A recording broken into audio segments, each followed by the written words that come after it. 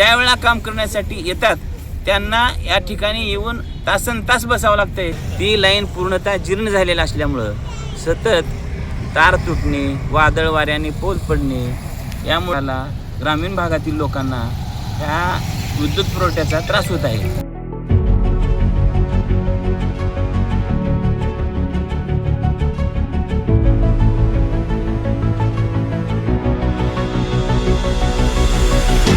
लोहारा तालुका 1999ला झालेला आहे। लोहारा तालुक्याची निर्मिती झाल्यापासून आज तागायत लोहारा शहर व लोहारा तालुक्यातील सर्व 33 केव्हीचे जे सबस्टेशन आहेत त्या सबस्टेशनला 132 केव्हीचं जे विद्युत पुरवठा होतो तो उजनी येथील 132 केव्हीच्या सबस्टेशनकडून मिळतो।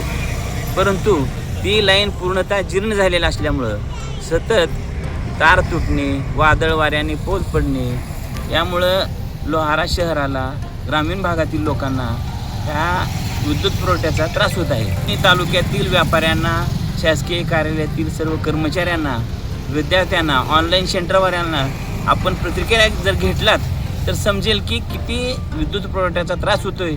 उच्च दाबानं शेतकऱ्यांना जी वीज मिळायला पाहिजे त्यांची सतत मोटरी जळत आहेत। एखाद्याचं उत्पन्नाचं प्रमाणपत्र काढायचं आहे किंवा शासकीय कोणतेही काम करायचे असेल तर काम करण्यासाठी लागणारा विद्युत पुरवठा शेतकऱ्यांना, शहराला, ग्रामीण भागाला पाण्यासाठी समजा आता बोर आहेत, विहीर आहेत तर ग्रामीण भागातील ग्रामपंचायतींना पाणीच मिळत नाही। कारण का? लाईटच नाही तर पाणी देणार कुठून ग्रामपंचायत?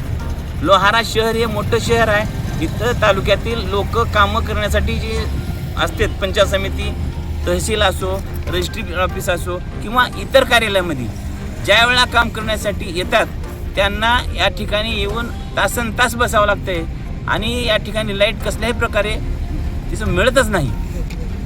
ह्या त्रासामुळं वाचा फोडण्यासाठी 15/4/2026 रोजी लोहारा तहसीलदारांना या संदर्भात निवेदन दिलं व संबंधित सर्व कार्यालय व माननीय मुख्यमंत्री देवेंद्रजी फडणवीस साहेब यांना सुद्धा त्यामध्ये मी उल्लेख केला आहे। सर्व खात्याच्या मंत्र्यांना माननीय तहसीलदार साहेबांनी कळवावं तर नाही, त्यामध्ये काही आम्हाला स्पष्टता नाही आली तर 8 दिवसांनी आम्ही ठिय्या आंदोलन करू, 1 दिवसाचं असं निष्पन्न आणि स्पष्ट लिहिलेलं होतं। तरीसुद्धा MBCB किंवा तहसील कार्यालयाकडून कसल्याही प्रकारचं पत्र किंवा काही विचारणा करण्यात आली नाही, म्हणून आज या ठिकाणी हे ठिय्या आंदोलन आयोजित करण्यात आलेलं आहे।